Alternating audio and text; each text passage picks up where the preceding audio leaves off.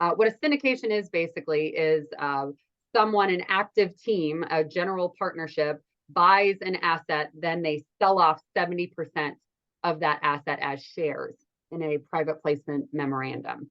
So anyway, I did not like the idea of selling off 70% of the work that I was doing because I have syndicated. And in that syndication, $12 million acquisition, I raised $1 million. I did a ton of due diligence. I'm doing the exact same amount of work that I do on my joint ventures, but I own 5% of the general partnership. So 5% of 30% is 1.8% I own of that deal. So if I feel like my syndicating friends who have a message of their 10,000 doors under management, it wasn't impressive to me, because what was impressive to me was the dollars in my pocket. And I got more dollars in my pocket when I owned a larger chunk of the deal. So after that experience of only getting 1.8% of that larger deal, I decided to solely double down on buying for my own accounts or in joint venture where I own the larger percent. Welcome to CREPN Radio for influential commercial real estate professionals who work with investors, buyers, and sellers of commercial real estate coast to coast. Whether you're an investor, broker, lender, property manager, attorney, or accountant, we're here to learn from the experts. Welcome to Commercial Real Estate Pro Network's CREPN Radio. Thanks for joining us. My name is J. Darren Gross.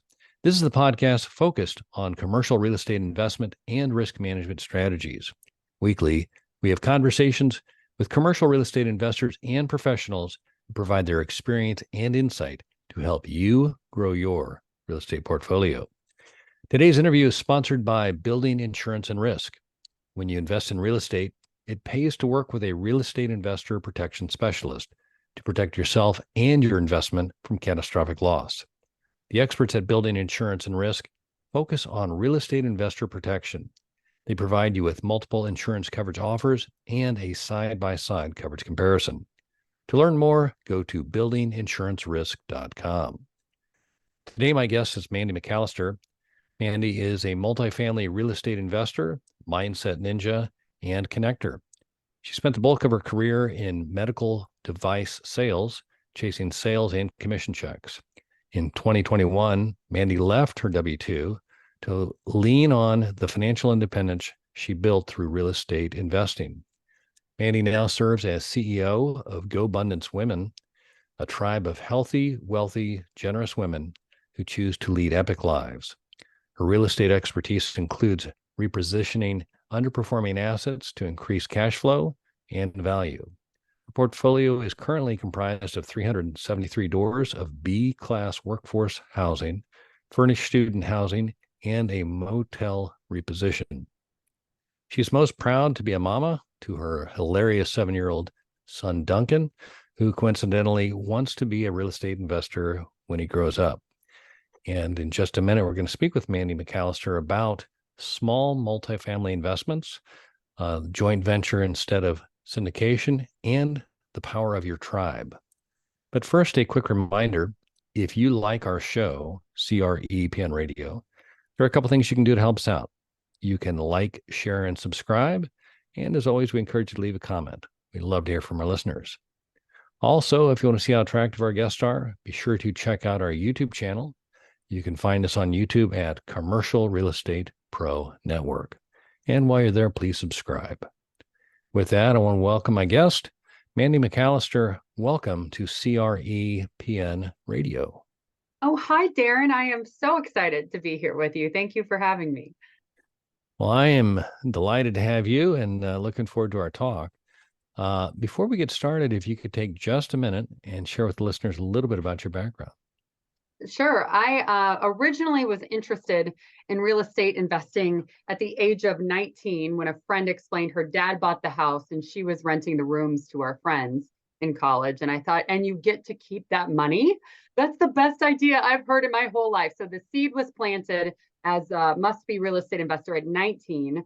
And then I did all the right things. I got all the right degrees, the master's degree. I ended up working on the floor of the Board of Trade after a master's in economics for some time, and then transitioned into medical device sales, where I just was chasing my tail. The new bar would be set every year on that sales quota, and I would make the same money even though I was selling, 10x the product. So it became very clear that if I just doubled down on my investment strategy of buying these small multis, that I could buy my way out of my W-2. So I put my head down, starting at about maybe 2015 or so, and really worked to buy my way out. And here we are now, in a whole new world. Awesome. Well, I appreciate you identifying when you started, because I was kind of curious. So you've been solo, or not solo, but strictly real estate since 2021. 2015 you started. Can you tell us a little bit about what you did to get financially free, or the financial freedom, and felt like you could leave your W-2 between 2015 and 2021? That's such a nebulous idea, right? We all say financial freedom, and what in the world does that mean? I bought my first fourplex at the end of 2015, but beginning of 2016. And I was so scared. Like, I feel like, when you're talking to people of, oh, wow, that person's financially free, they have it all figured out. That was not the case just 7-8 years ago for me. So understand, if you're newer to commercial real estate investing, or anything that's new in general, it's going to feel scary whenever you're jumping into it. So I bought a fourplex, and because I had done all my homework, figuring out what the lowest possible returns would be, and feeling good about that worst case scenario, I jumped into the fourplex, and it not only did I not die, I had $1,000 cash flow coming in a month. So I had been bitten by the bug, and realized that I wanted to continue to snowball that. So a fourplex, then a sixplex, then an 11, and really started to snowball as many assets as I could. And, as I was growing in this world of acquisition of commercial real estate, many of my colleagues were choosing to syndicate. And in the discussion of, I want to leave my day job, medical device, $100,000 a year job, I had a friend who was doing the same, but his play was in syndication. And I asked him, what do you want to see to be willing to leave your day job? Because if that's why we're doing this, shouldn't we understand what target we're trying to hit? And he said, well, yes, I'm going to just get this acquisition fee and this disposition fee, and then all I have to do is 4 deals a year. And I thought, oh my gosh, you have to do 4 deals. Like, what are you gonna do? Crappy deals when the good deals no longer are in the market with enough force that you can do 4 per year? So in that moment, I realized I wanted to build a floor of income to support my life, and then I would be able to go do whatever I wanted. So all that to say, Darren, it just became a math problem. I was able to put pen to paper, figure out what I needed to live my life, and then built a floor of income of my investments to help support my life, and then was able to take the leap of faith. I love the kind of the process, and how, everything from the fear on the first one to the recognition of it didn't, you said you didn't die. I always think of it as this one won't kill me, kind of thing. But just that, even if it's a mistake, it's not going to be something that's going to upset the world, or put you upside down. But it's just that willingness to go do it after you've been through all of the math possibilities, and then actually see it come to fruition. It sounds like you caught the bug. How quickly after the fourplex did you jump into the 6 and then the 11? So the big downside of being this equity hog, buying things for my own accounts or just with a few partners, is you run out of capital pretty quick. So it took me about a year to prove to myself that I knew what I was doing on the fourplex, and to amass a little bit of capital that I was willing to go then do the 6. So probably about a year. And I leveraged equity in another deal that I had, a condo that I had lived in that I was renting out, had a ton of equity. Chose to leverage a piece of that in order to take down the 6 unit. And then the 11 came pretty quickly thereafter, 3-6 months after. Got it. So the next riddle, it sounds like, is once you figured out how to do it, and capital is or you're running out of capital. How did you decide the joint venture option as opposed to, like you mentioned, your colleagues were doing the syndication? Mhm. So in looking at what my goal was, I wanted to own something for the long term. I mean, in commercial real estate, sometimes it's easy to make things feel super complicated as compared to single family investing. But the general principle of the people in single family investing that get super wealthy, they buy and hold, they don't flip properties, right? And in my vantage point, the people who were fixing up and making a nice NOI and flipping it 3 years later, they were the flippers, not the buy and hold guys. So I ended up finding a couple of friends who wanted to invest in the similar way, the buy and watch, I call it. That if you want to offer me something ridiculous, I would be a willing seller of my property, but my intent is to hold for the long term. It made more sense to me. It felt more like the investing like a billionaire than investing like a flipper. So one big reason I chose to syndicate was largely the type of debt you can get. So the non-recourse agency debt that is the 30-year amortization, very long term. We had I think we got 6 or 7 years of interest only when we took down our first larger deal, a 53 unit in 2020. The chance to take down these deals on non-recourse debt felt very insulating, felt very risk management, belt and suspenders. So I couldn't qualify for those loans on my own. So I found a couple friends who wanted to buy the type of asset I wanted to buy, and we chased a deal that worked on one of those loans. Got it. So if I understand right, then you did end up syndicating. Is that correct? No, joint venture. It's we're three partners on the 53 unit that were all active. We actually had an asset management call this morning that we took it down though. We bought it with a Fannie Mae loan. Okay. So government backed 15-year term, 30-year amortization. I think we're at a 3.5% rate. Wow. Uh, those are some pretty attractive rates, and that by itself, I think, is probably worth a lot. Well, I look smart now. People Yeah. thought I was crazy back then. Yeah. Absolutely. So talk me through how you decided against syndication as opposed to joint venture, and kind of the structure difference between the two.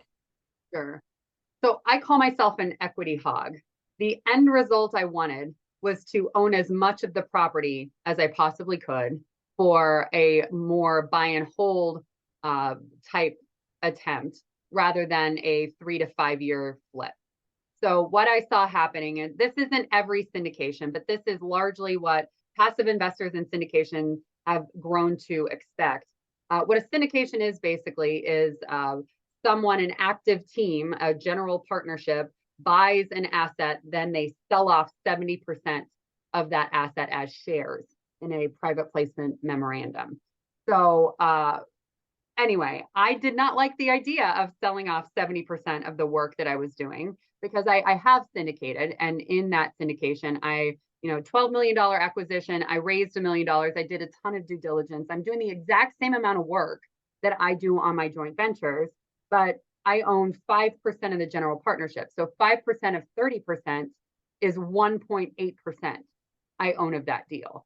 So if I feel like my syndicating friends who have a message of their 10,000 doors under management, it wasn't impressive to me, because what was impressive to me was the dollars in my pocket.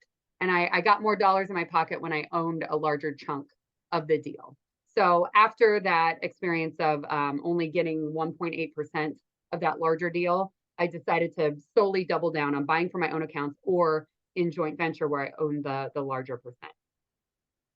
No, I love the comparison there, and and you breaking it down like that, because I think I'm of a similar mindset. My wife and I are both. I mean, buy and hold is that's what got me into real estate. I saw it as that if I bought this property and you rented it from me for 30 years, you or somebody else, at the end of that time, the mortgage was paid off, I'd have essentially another 401k that I didn't contribute to.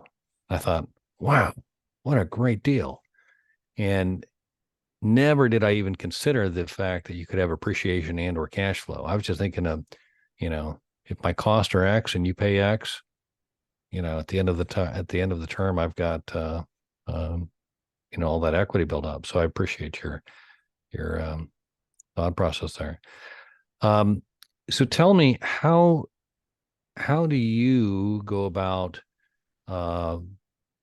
screening or qualifying the investors that you choose to invest with through joint venture? So I've done a really great job in some occurrences, and I've done a really terrible job in other occurrences. Sounds One like you're thing, qualified to answer the question. yeah, exactly. Well, yeah, That's uniquely awesome. qualified, Yeah. Darren, as a matter of fact. Well, a lesson I learned the very hard way is, past behavior can tell you a whole lot about a person's potential future behavior. So one thing that I do, I had a guy steal $110,000 from me. Like long story short, I thought I had covered all of my bases in terms of the LLC paperwork, in terms of what the properties had to offer.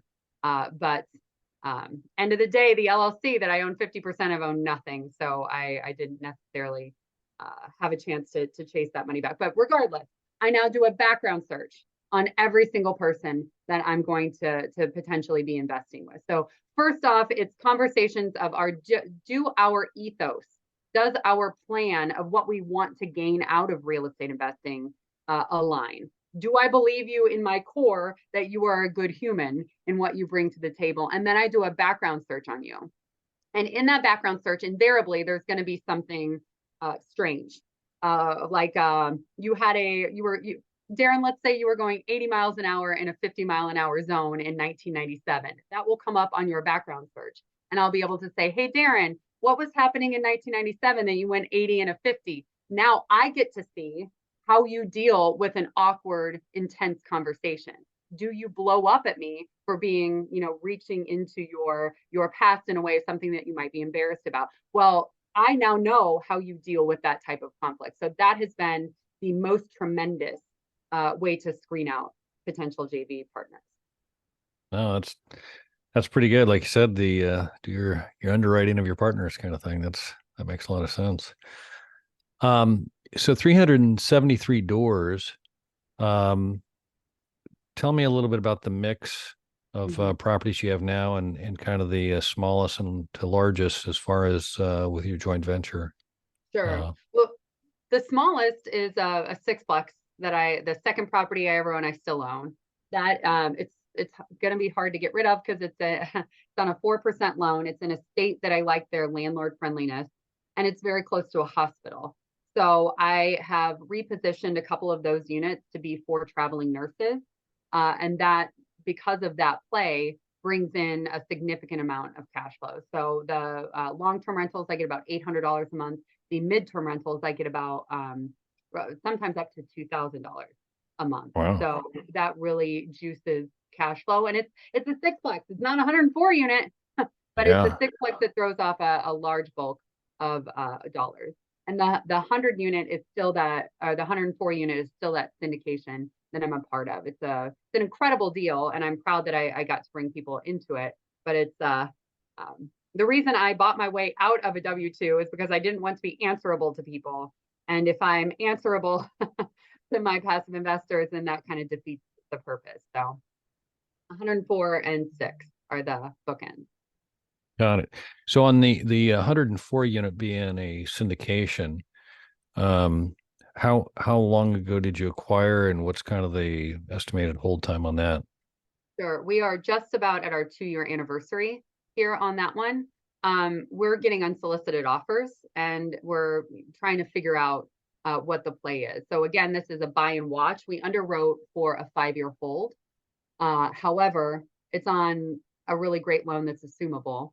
So if we get a chance to capture a lot of upside, not taking some chips off the table, then that's something that we're going to look to consider here in probably the next 6 months. Yeah. No, I think that that assumable loan all by itself, kind of what I'm gathering, is really, an attractive option. And if you've got enough runway, that the buyer still has time to do or reposition or, make something happen, that might be a good opportunity to exit there. I'm just kind of curious. We are recording this in October of 2023, and anybody who's looking on the calendar will recognize that the Fed's been driving interest rates up, and the buzz is that activity is kind of pencils down, if you will, for a lot of investors just based on interest rates and stuff. I'm kind of curious, what are you, as far as the people that are reaching out to you, is it more about people with capital have to park it somewhere, or what can you describe any insight that you're gleaning from people that are reaching out to you? Sure. Well, and in GoBundance, there's a large contingent that are commercial real estate investors. And one of our meetings, we call those micro tribes, groups that talk just about one subject on multifamily. There is this sentiment of interest in being pencils down because the uncertainty of interest rates it's all over the place. You don't know what to assume is going to happen if there's an uncertainty on its face, right? So, the bulk of people who are asking for help right now, it's needing to park capital and needing tax benefits.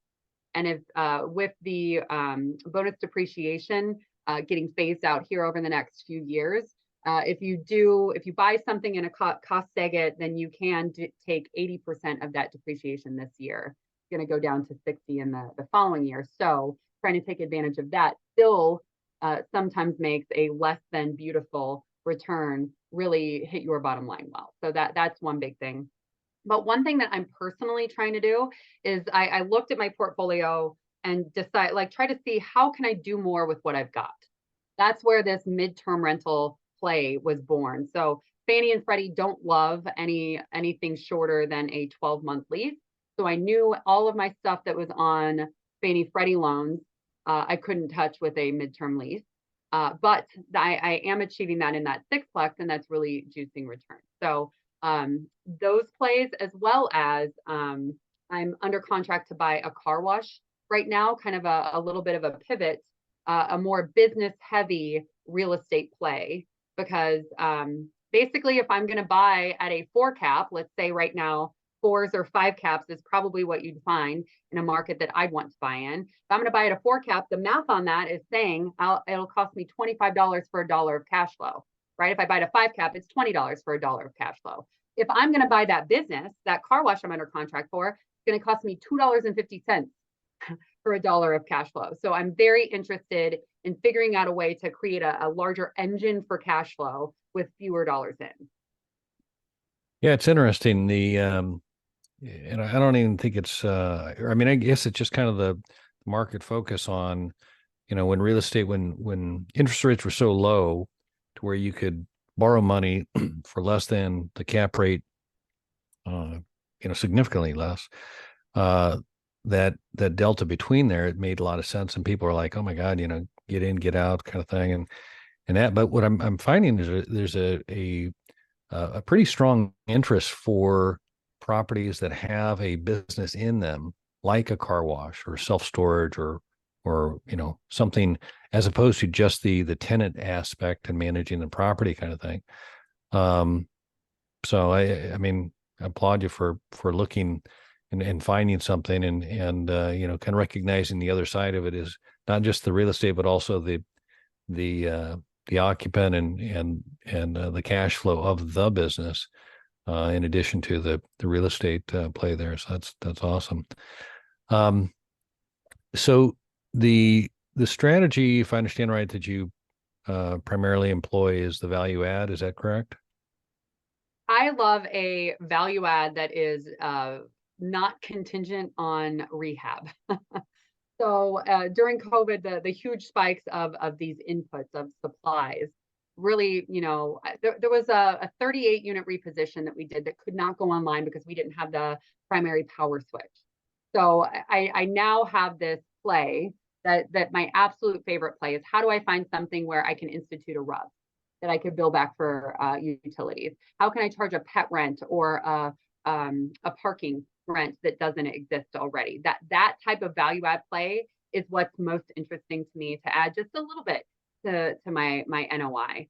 What I think is kind of scary right now that I don't think is getting a lot of airtime is if you're buying at a 4 cap and the 4 cap will go to a 5 cap by the time you sell, if to execute this value add strategy, think of what we've done. To go from a 4 to a 5, you've increased by 25% in that denominator, right? So the actual just truth math of the deal is if you want to increase that NOI, value add that NOI just to break even, if your cap rate has gone from 4 to 5, you have to increase by 25% your NOI to break even on the value.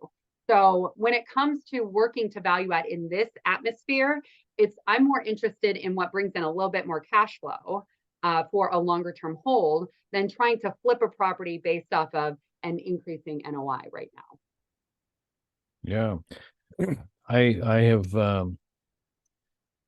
seen the wisdom in what you say there, kind of the operational kind of things as opposed to the physical, which tend to have can have a fairly heavy CapEx requirement to achieve.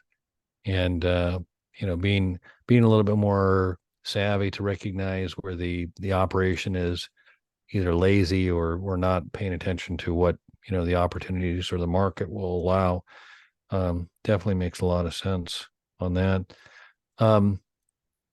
With your strategy, kind of the value add and the hold long term, do you have are all of your JV partners, are they of the same mindset, or do you have any that have kind of okay, I'm in, but I want to be able to get out at a certain point, or in that case, is there any kind of a provision for buying a partner out, or how does that? Yeah, I'm actually working to exit that motel reposition right now, and that is something that we're trying to figure out: do we sell it or do we buy one of us buy the other one out? So those are always written into the operating agreement. But end of the day, it's open communication. It's making sure that upfront the goal is the same. So the larger the 53, the 38, the larger deals that I'm a part of, we all are interested in owning for the long term. But we do always have the conversation around what do we need to see to entertain a sale. So that is always on the table, always opens lines of communication. Got it. So on the joint venture strategy, kind of the structure, can you describe a little bit about what are the kind of the keys? I know we've talked a little bit about screening partners and that, but as far as just the actual come together, the number of people involved and what's required in order to quote be a joint venture as opposed to more of a passive syndication model. Sure.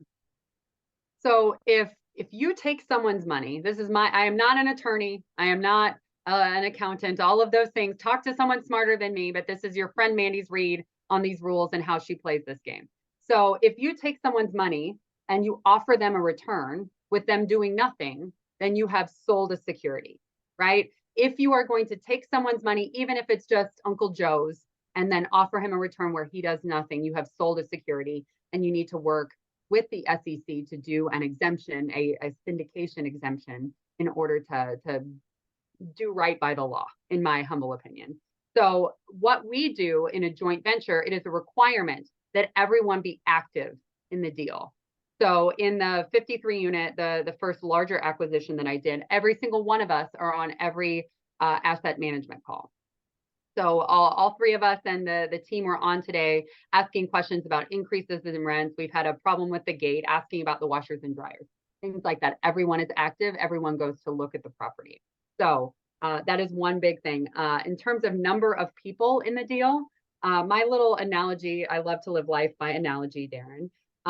If I'm willing to cook in the kitchen with that many people, I'm willing to do a deal joint venture with that many people. If you're doing it alone, adding another person is going to get a lot more done. Adding a third person is going to get a lot more done. But once you get to about 5 or 6, like grandma's not making the pie at that point. Grandma's just hanging out. So end of the day, You need to be reasonable, and you need to be willing to prove to the SEC, if push comes to shove, that everybody has an active job if you're calling yourself a joint venture. Got it.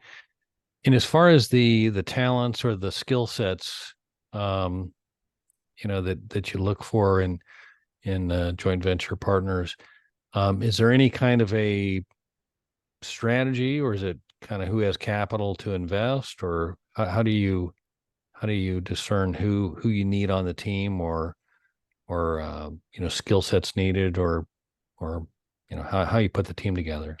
Sure. I think attitude and ethos matter more than anything else. So if you are someone who's toying with the idea of holding for the long term, I don't think we'd be great partners, because I'm certain I want to hold for the long term, right? And if I believe you to be a good, reasonable human, reasonableness is the thing that matters most. And the only way you get to that is by working closely with someone. But end of the day, what I prize most in my business partners, I call this one guy my favorite business partner. He's a commercial broker by trade, by background. He sees around corners that I wouldn't think to see around because of his work experience. So I really lucked out having this man as my primary business partner. No, that sounds like a win right there. Let me ask you, for joint ventures, are you able to accommodate 1031 funds if somebody has a deal they're selling? Are you able to do tenants in common kind of joint ventures, or is that not an option? That's absolutely allowable. I had a failed 1031 into the 38 unit that we were working to do just because of timeframes. But you can absolutely 1031 into joint venture structures with a lot more ease than you can into a syndication. Yeah, no, that just got my mind thinking about a lot of opportunities based on just that little flexibility, as opposed to the syndication's kind of a little more difficult there for that. So Understand though, you have to be active in that deal. well, right. So No, but I mean, that's kind of the premise. You've said, hey, in order to be a joint venture, you've got to be active. So I mean, that's kind of you're qualifying that. So I get it. One more point on that, if you don't mind. Yeah. My read of the accounting behind this is the percentage ownership that we do is usually commensurate to number of dollars in. So if you needed to bring in, let's say $1 million to close this deal, and you bring 100,000 and I bring 900,000, I would own 90% of that deal. You would own 10% of that deal. Because my read of this is, if we went 50-50, then the government would think, the IRS would think that you would have had a taxable event to the tune of that $400,000, if that makes sense. So talk with your accountant in terms of the ownership percentage before doing a JV. Yeah, that makes sense, and yeah, I second that. Check with a professional. This is a conversation, not advice. So that's good. Let's see here. So with your joint ventures, you've mentioned kind of a variety of as far as size of properties and stuff. Is the 53, is that the largest JV property you guys have done? It is, yeah. And Okay. in my opinion, the 30 to 50 is really a sweet spot for that Okay. type of asset, for a couple of reasons. So those reasons are, number one, you'll be able to get agency debt, that better loan that I've been chasing. And number two, many, larger property buyers will convince you that buying 100 units should be your minimum, because then you can afford someone's eyes on that deal 24/7, 365, right? You can afford a full payroll person. Well, what I've found is, on that 53, on that 38, we don't have that person on our grounds every single day, but we have her on the grounds Monday, Wednesday, Friday, or Tuesday, Thursday. So the real win when it comes to leveraging a third-party manager is having one person's eyes and problem-solving abilities on your asset at all times. The sixplex is a gong show when it comes to the property management, because I'm too small to get anyone's attention. But if you can afford a 50% full-time person, in my experience, that has really fixed that problem. No, that's great. And you do utilize third-party management? In every asset I have. Okay. Gotcha. So you mentioned you're under contract, I believe you said, for the car wash. Is that right? I'm expecting the loan approval during this call. Oh, well, Yeah. congrats. Hope that goes well for you. Um, as far as just given, like we've commented on the market and the kind of the loan rates and just kind of the general sense of where's the market going, kind of thing. Um, are you actively seeking additional opportunities? And then I guess follow up to that, is the car wash, are you doing that as a joint venture as well? The car wash is just me. Okay. I had actually some 1031 funds that I was able to bring over to help by that. The purchase price, we're talking $500,000 for Wow. something that throws off $110,000 net per year. So, Seems and like that's pretty simple math. it's without efficiencies in place. So, Wow. um, end of the day, I'm looking for cash flow. I have run down the aisle with a number of these sweet spot 20 to 50 unit apartment complexes. And what I'm finding is when I go to get the loan, I'm getting quotes for 60%, 55% loan to value. And so for this $2 million deal, I'm going to need to bring 900,000 to the table, which I just can't make that work right now. So the way I look at my overall investment strategy is I need an engine for cash flow to be able to dump money into this apartment complex play that's going to pay me forever. So my end game is always going to be these B class 50-ish unit on non-recourse debt deals. But if they're not presenting themselves, then I'm going to work on the engine for cash flow to be able to throw money into that end game.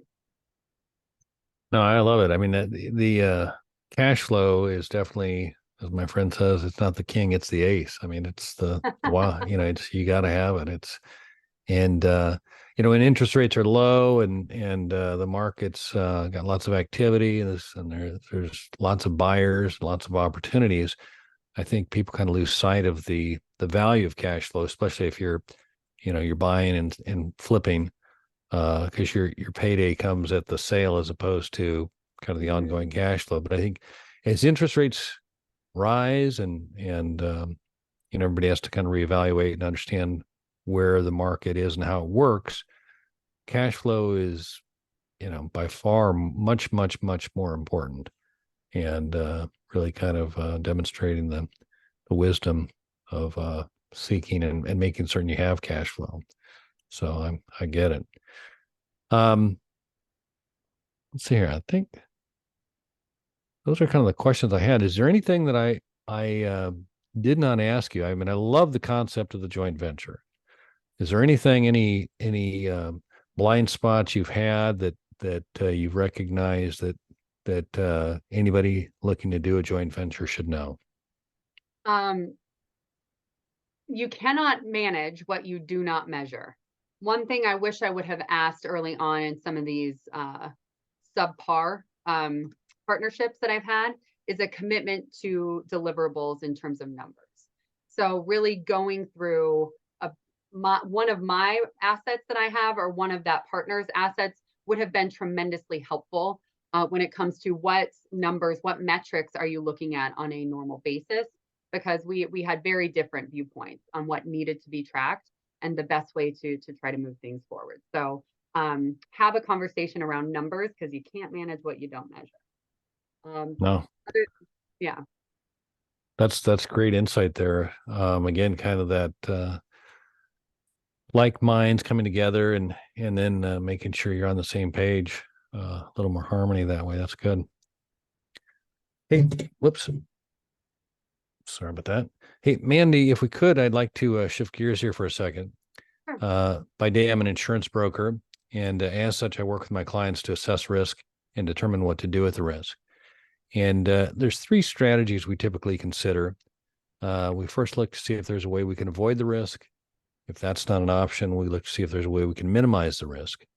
And if we cannot avoid nor minimize the risk, then we look to see if there's a way we can transfer the risk. And that's what an insurance policy is. It's a risk transfer vehicle. And as such, I like to ask my guests if they can look at their own situation. It could be your clients, investors, the Fed, the market, political pressures, whatever it is that you identify to be the biggest risk. And again, for clarification, while I am an insurance broker, I am not necessarily looking for an insurance-related answer. And so if you're willing, I'd like to ask you, Mandy McAllister, what is the biggest risk? I really believe that the biggest risk is doing nothing, that there's risk all around us. And I'm a very risk adverse person. I have followed the script. I am a farm kid who does stuff the right way.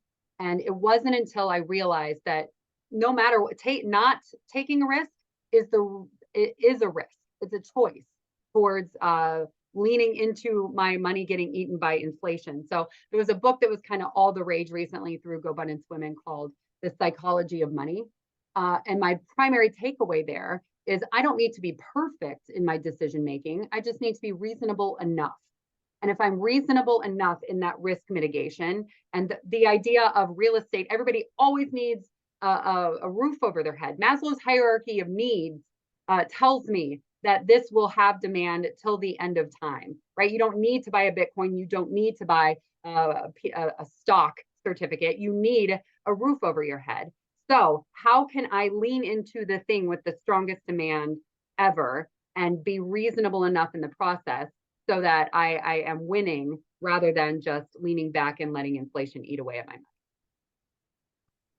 Now there's a lot of wisdom in the biggest risk, do nothing. That's a good insight there.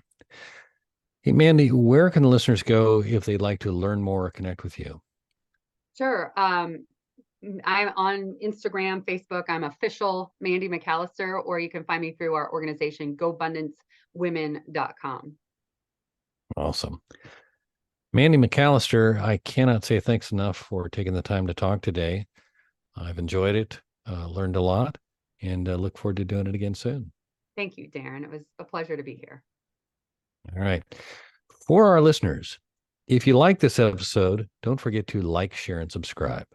Remember, the more you know, the more you grow. That's all we've got this week. Until next time, thanks for listening to Commercial Real Estate Pro Network's CRE PN Radio.